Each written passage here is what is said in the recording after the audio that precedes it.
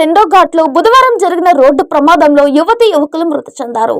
Tirumala DSP Srinivachari తెలిపిన వివరాల ప్రకారం తమిళనాడు రాష్ట్రం తిరువల్లూరు జిల్లా పల్లిపట్టుకు చెందిన ఏఎస్ కార్తిక్, తిరువన్నమలై జిల్లా చెంగం తాలూకా మషర్ గ్రామానికి చెందిన సౌమ్యతో కలిసి శ్రీవారి దర్శనం కోసం ద్విచక్ర వాహనంలో బయలుదేరారు.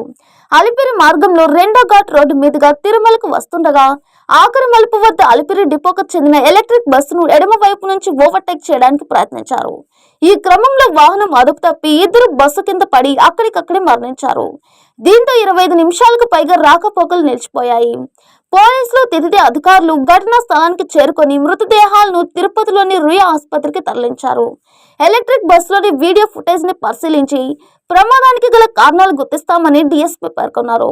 మరోవైపు కార్తిక్ నెల రోజుల వివాహం చేయాలని కుటుంబ సభ్యులు నిశ్చయించారు.